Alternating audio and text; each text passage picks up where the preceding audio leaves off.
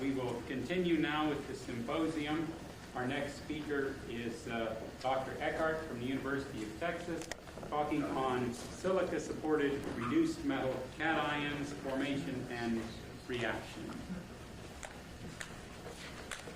Thank you for inviting me to participate in this. It's a real honor to come here and talk. I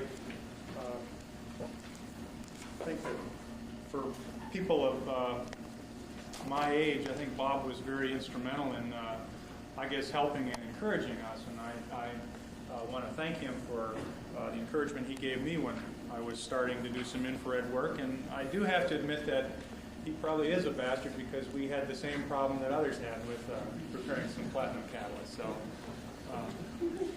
maybe that wasn't an accurate statement. But he came and visited and straightened us out. So there are no grudges. I want to present some of the work that was done with students that have worked with me. Clark Williams did some the molybdenum work that I will only show in a summarizing slide in the interest of time. Steve Kohler, who's in the audience and is now at Sandia, did the work on chromium and tungsten photoreduction. I'm going to talk about the chromium work and some of the latest, the work at the end on dimer systems has been done with a current student of mine, David Sullivan, and this work was supported by DOE. Well, I want to make 2 points today, and I only want to talk about these 2 points. And the 2 points I wish to speak to, first of all, is that one can do photoreduction of oxidized metals. In this particular case, we're going to look at chromium. We've looked at chromium, tungsten, and molybdenum. And it's a way to generate cations, to take them from the +6 to either the +4 or to the +2 in the case of chromium. So it's a way of discretely taking cations to an oxidation state. And we use the carbon monoxide infrared bands to help characterize part of what's going on during this process. The other topic that I want to speak to is the use of organometallic compounds to generate discrete centers supported on oxides. And in this particular case, this is a follow-on, I guess, to the talk we heard a moment ago, where we're going to use the hydroxyl groups. We're going to use the silica as a template, and we're going to react specifically with these hydroxyl groups and exchange reactions with ligands that come in with the organometallic molecule. And in the process of doing this, we're going to deposit dimers on the surface, and we show that you can actually keep these together as long as you keep the organometallic, the cations that come in a reduced oxidation state.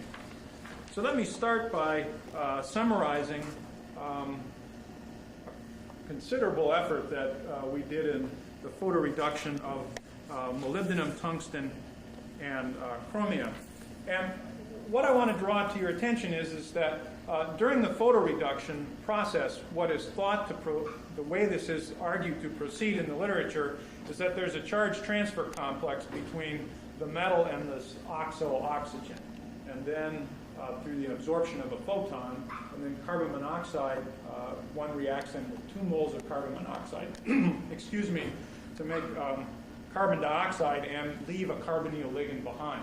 So what I want to summarize is I want to show that in the case of molybdenum and tungsten, we find that the photoreduction goes to the 4+ oxidation state.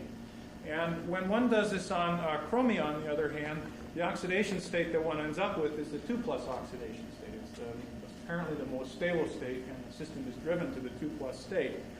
What we find, however, when we analyze the carbonyl modes, and we've done this by using isotope substitution, watching the carbonyl modes as one evacuates the extent of photoreduction, is that there appears to be a common structure to these, and I'll show you perhaps an argument for why one gets this. But what we find in all cases is a meridionally, a tricarbonyl that has meridional carbon monoxide functionality to it. And so anyway, you end up with this tricarbonyl, and if you keep photoreducing in the case of molybdenum, it appears to be a sequential process, and you can repopulate these carbonyls, you can evacuate, and you can shuttle back and forth. At any rate, it's a way of taking something in the +6 oxidation state and taking the cation down to the 4+ oxidation state, pulling the carbonyl ligands off, and then you can carry out reactions. And we've looked at metathesis over the molybdenum and the tungsten system. In the case of molybdenum, or let's look at the relative rates of photoreduction. In the case of chromia, what we find is that in 30 minutes we can take everything to an average oxidation state of 4+. And to get an idea then of the relative rates of photoreduction using 4+, when you actually count up the amount of carbon monoxide or carbon dioxide that was generated, if it takes, you can get all the chromia to go to this average oxidation state of 4+ in 30 minutes. You can get 1/10 of the molybdenum to go to this average oxidation state of 4+. So molybdenum is much less easily photoreduced. And you can get about 2/100ths of the tungsten to photoreduce to the 4, and to give you the same amount of, in 30 minutes, there's 2/100ths of the amount of photoreduction that you get with the chromia. So the chromia is very fast reduction, and we find that it goes through a transitional state, or a 4+ oxidation state, and we end up with a 2+ oxidation state. And I'll show you the IR spectra for this. I'll just ask you to, we published this very recently in the Journal of Physical Chemistry. Nonetheless, one can find, because the molybdenum photoreduces more slowly than we find that we can follow it going transitionally through these different oxidation states, through these different structures. So chromia. The interest in chromia is as a polymerization catalyst, and there's been a lot of interest in the literature in generating chromium in different oxidation states, or in characterizing the oxidation states that might be present. So the spectra I'm going to show you now are for 2% chromia on Cavasil, and the point here is that if you take the chromia and photoreduce it, and you cool it down in helium, and then cool it down in carbon monoxide to 220 Kelvin, and purge the cell at a low temperature, one can preserve some unstable structures. The two that I want to point out here is you see this band at 2206. If you, as you evacuate that, this band will go away. And then there's another band at 2099 that's associated with some of the chromia that's present in dimers. At any rate, you see there's a series of bands here, and as you photoreduce this for a longer period of time, some of these bands grow in. The 2206 band saturates, and then it gets it doesn't increase anymore in intensity. And so we look at the relative changes in these bands with duration of photoreduction or with evacuation. As I'd indicated, some of these bands are sensitive to the amount of the presence of carbon monoxide or to the temperature. And so if you photoreduce for different periods of time and evacuate at room temperature, one finds this band for the dimer, the two chromia centers attenuates upon evacuation, and this band for the chromia 4+ attenuates upon evacuation. But what I want to draw your attention to is the fact that we see a very weak band here at around 2212. We see three other bands that change their relative rates of change with photoreduction, their relative rates of intensity increase with duration of photoreduction change. We can also follow what happens to these as we evacuate these, continue to pull the carbon monoxide away. And through the course of doing this, one identifies then that the band at 2212, the band at 2090, there's a band here at 2178 belong to the same species. So, and we've done the isotope experiments. And the structure that we arrive at is the same structure that's observed on, to describe those three, is this meridinal tricarbonyl. But now the question is what is the oxidation state that one has here during the photoreduction process? We've done this work with molybdenum first, and then we've done it with tungsten. And the only way we arrive at an oxidation state for those systems was through oxygen titration. Now, in an oxygen titration measurement, one doesn't, all you get is some average oxidation state. You don't have a good sense of, it's not an independent test of the oxidation state of the metal. So we calibrated this, though, by looking at work that was done with allylic precursors that are then thermally reduced, and one gets very cleanly the 2+ oxidation state that's confirmed by XPS measurements.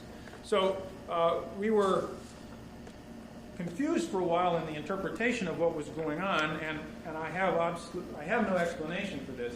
But when one takes chromia and you look at the average oxidation state, when you do this experiment, you get an average oxidation state for all of the chromia in the 4+.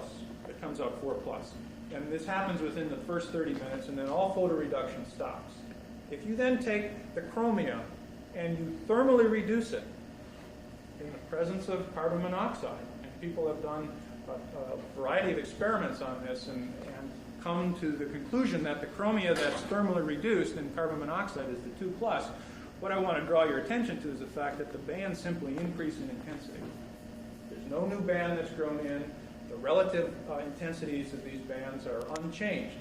And so the interpretation then is that the chromia is half of the chromia is photoreduced to the 2+ oxidation state, and then the reaction stops. And this seems to be independent of the loading and independent of the precursor that we use for the chromia.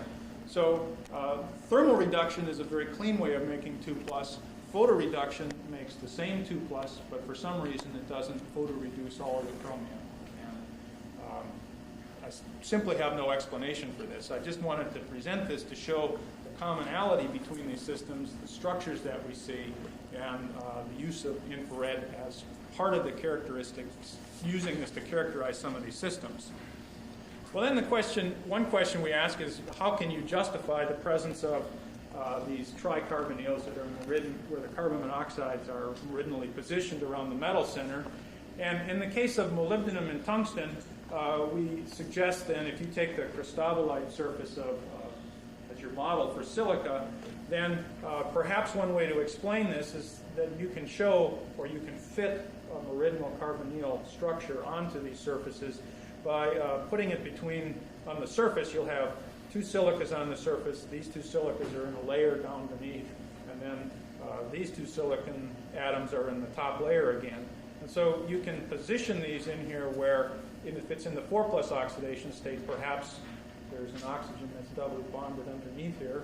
And when it's chromia, one ends up with just the 2 ligands. At any rate, it's consistent. You can argue, or you can construct a picture that would fit this structure onto the surface. And we're in the process of looking at reactions over these systems, as I had mentioned. Let me talk next about dimers.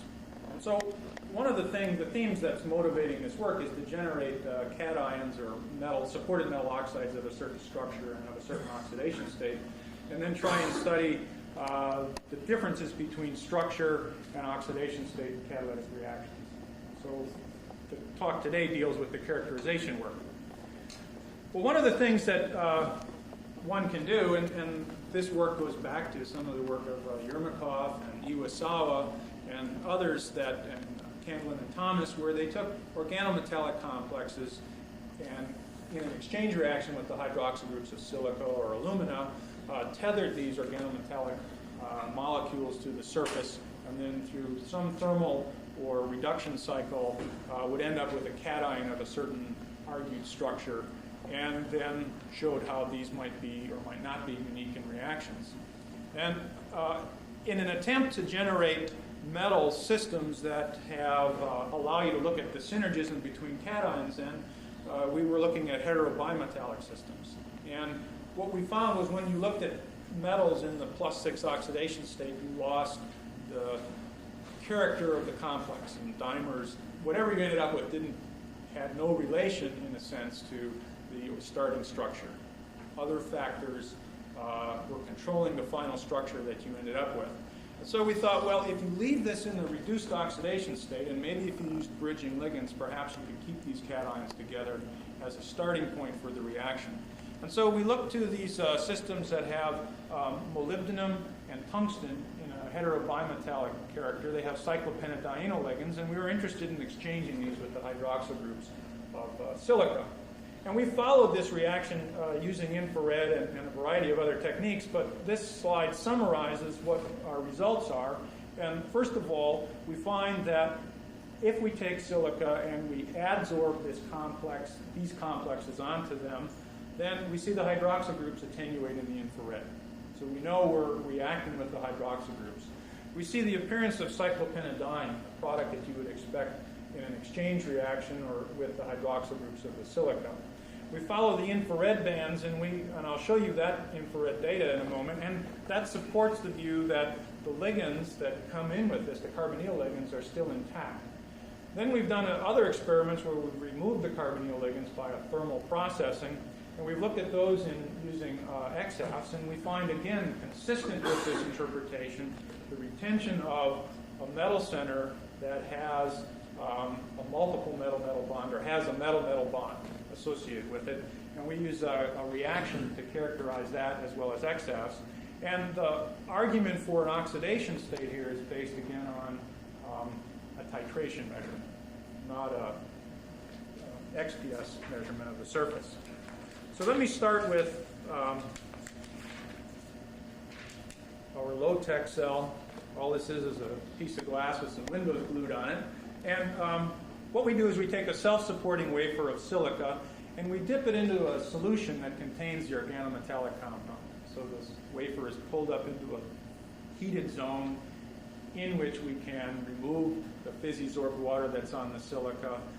Then we lower it down into this region, withdraw the liquid with a syringe, and we can do different thermal cycling and examine the wafer by lowering it back into the infrared beam path. So all the spectra are collected at room temperature. Well, this is representative of what we find, and these results will be coming out in the next issue of Chemistry of Materials. What we find here, A, is the complex. This is the molybdenum with 4 carbonyl ligands and 2 cyclopentadienyl ligands in D6-benzene. And what you see here, the bands that are at 1955, 1890, and 1854, characteristic of the tetracarbonyl. There's some small contamination in the liquid infrared cell we use to collect this from a hexacarbonyl. There's an oxidation product that we don't see when we absorb these on the surface of silica. I'll draw your attention to this infrared feature around 1854, which is associated with the carbonyl ligands that are fluxional between being bridged and end-on. So this shows the dimer character of this molecule. And what's interesting to note is that when they are attached, the bands do change, but they don't change appreciably in their position. And then as you heat the surface, these are just a series of spectra at increasingly higher temperatures while the system is being evacuated, what you'll note is that there's no additional structure that's formed. One simply pumps the carbonyl ligands away, and that while they're attached on the surface, we retain this bridging carbonyl feature. So we looked at the evolution of carbon monoxide from a variety of different precursor structures, and this cartoon represents the structure, or it argues for how one could accommodate this. And again, this is the cristobalite surface. And all that we've done, actually we haven't done anything. We've just taken the hydroxyl groups that would have been here, and we simply plopped the tungsten organometallic precursor on there. And so if you look end on, then doing this, then the carbonyl ligands have to be somewhere around, actually they have to be, in a sense, attached to this the way they would have been in the organometallic molecule. And we see no cyclopentadienyl ligands, so we think it's chelated in this particular form. We then pump the carbonyl ligands away, and as you saw in the infrared, the band simply attenuated. If we look at these in collaboration with Bruce Gates using XAFs, what you find is represented on the next 3 slides. They take their analysis of this spectra only allows them to have 13 adjustable parameters to fit. And we would argue, or statistically significant in the analysis of this, is that there are 13 parameters, and one needs more than 13 parameters to fit the structure that we anticipate to be present. So what is done then is there's a tungsten oxygen, there are 2 tungsten oxygen distances and a silicon oxygen distance that allow them to arrive at the data in the fitter, the more open dashed line. Now what you see here, after they get done with this fit, and they get a very good statistical fit to the data, is this region that isn't fit very well. And so an examination by taking the fitted parameters and what is left over, one arrives at the following. So this is a manipulating the data to look at that region which wasn't fit very well. And one finds that you can argue for a feature here at right around 3 angstroms, right, which is what you would expect if you had these dimers on the surface. Now, having this present or not having this present doesn't improve the structure that one assigns to the other tungsten oxygen or silicon oxygen distances, because these are uncoupled. And we're in the process of running more of these samples to confirm these results, but I'll show you the coordination numbers and the fits that one arrives at. And interestingly, one finds a coordination number of about 0.5. And this could mean that only half of them are still in a dimer structure. So clearly there's more experiments are needed to help resolve this. But I'll show the structure that is predicted by the X-AFs. And again, all we're going to do is take this cristobalite surface, and now we have to move the tungsten over so it's between these oxygens. And we take the oxygens that are in the top layer, and to fit everything to the tungsten-oxygen and tungsten-tungsten distances, we simply have to take these 2 oxygens that I've highlighted in green and simply bend them out of their original position a little bit. So it doesn't take a lot to position this on the surface of the silica, and clearly a structure such as this would be stable on the surface or would fit on the surface of silica. We were interested then, if this were present then, is there a molecular probe that we could use to characterize this, and are there other spectroscopic probes that establish the presence of this? And we thought that this was in the +4 oxidation state. Each metal center was in the +4 oxidation state. So we looked to the coupling chemistry, or the organometallic chemistry of tungsten and molybdenum systems, and there's a process known as the Mcmurray reaction, which is one in which one takes carbonyl-like ketones and one couples these up to make olefins. And you generate, in the particular case, you would generate metal oxygen byproducts of this reaction. So coming out of Cotton's group was a study of some tungsten complexes, and what one finds is there's a mechanism that they argue for where the ketones undergo through a ketyl radical intermediate, a coupling that leads to a diolate structure. Now, in the Mcmurray reaction, if you have this diolate on the surface, if you attack this with water, you make a diol, and if you simply heat it up, you make the olefin. So one of the things we're going to do is we form an intermediate, which we argue is a diolate, and when we react that with water, we do see the diol product. So I will argue that we have a template for this reaction on the surface, these tungsten centers or the molybdenum centers, and that the mechanism that we see is completely analogous to the mechanism that's reported for the homogeneous chemistry of these systems. This slide summarizes the reaction results. To do this experiment, we take the complex through this, you could do it through the dipping method, or you, as an example, and then you heat it up to remove the carbonyl ligands. You put the complex down, heat it up to remove the carbonyl ligands, and then we adsorb either acetaldehyde or acetone, and this is supposed to be acetone. There's a mistake there. So you heat this up in the presence of acetaldehyde or acetone. You have a number of side reactions that are going on, but you generate the butenes, or you generate the 2,3-dimethyl-2-butene in the presence of acetone. Now, these reactions, what we find is that when you have dimers that are in the 4+ oxidation state, you get the coupling reaction. If you only have a center that can go 4 oxidation states, like you can have with this isolated molybdenum or tungsten or chromia, then you find that you get the same coupling reaction. So you need a system that can change 4 oxidation states. And this is all well documented from the literature, and we're simply using this as a characteristic of this. If we photoreduce molybdenum where we have isolated 4+ molybdenum, we get no butenes. So we're using this as a probe reaction to look for the presence of this particular structure. Interestingly, when you do this with acetone, you get the coupling, and that then means this is further evidence that this is a carbonyl coupling reaction and not an aldol-like process. And again, as I had said, when you attack this with water, you see butane diol. Infrared results that confirm this quickly.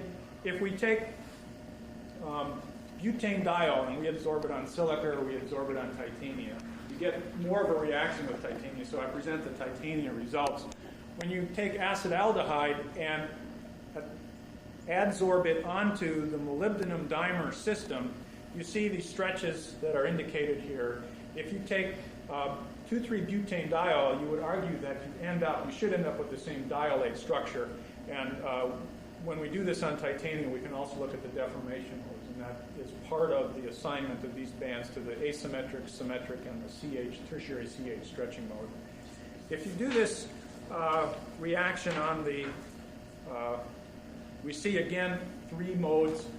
They're moved a little, perhaps because of the strain in the ring, but when you have the molybdenum 2 center that's isolated, or the molybdenum 4s that are dimered, again you see the stretches that you would expect. We do this reaction with the butane diol, 2,3-butane diol to give the analog for acetone, and we see the corresponding diolate structure that we would expect. So let me summarize the work on the organometallic complexes. I think we have evidence then that you can take and make photoreduction can give you isolated centers, and these organometallic complexes can give us the same oxidation statement now dimered up and in heterobimetallic systems. And apparently what we have is we have a template on which you can carry out, in this particular case, reactions. And these will be catalytic as long as you leave the metal in the 4+ oxidation state. After we carry this reaction out, we destroy the structure because we oxidize it. So these are not useful in an oxidation reaction, but they would be useful in reactions that involve carbon coupling, and did not also as a byproduct lead to oxidation of the centers. Thank you very much.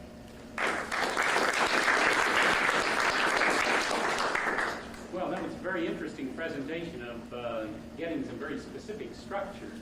Do we have questions about some of the... Have you done enough to see how stable these are? I mean, you said as long as they maintain that you get reactions, but... Well, in this particular case, for this dimer system, we cannot recycle, we cannot cycle through. So because there's nothing, there would be no reason for the metal center to reform in a photoreduction. When we put the carbonyl ligands, the systems that contain carbonyl ligands, they're fairly stable. You can carry those around the room. You can adsorb acetone or acetaldehyde, and you can move those through the room, and you still see the structures. There's maybe a little bit of oxidation. So as long as you tie these up and by having something complex to the metal, it appears to be fairly stable or robust. I guess that's. Yeah. You showed an example where you could thermally reduce chromium. Yes. Photochemically, that wasn't the case. And I was wondering, are your samples optical thin or light scattering of your samples? Well, we were able to photoreduce chromium, but we could only photoreduce half of the chromium. Right, and I'm trying to understand. You're trying to ask whether or not it's because the wafers were maybe too thin or too thick. Right, are they optically thin samples? Perhaps that's an explanation. I guess we hadn't considered that as a possibility. Because these samples do scatter light, there's light. Yeah, well, these are the 200 milligram samples that we heard about. And maybe that is a possible explanation. But I don't know. Steve is here behind you. He's shaking his head.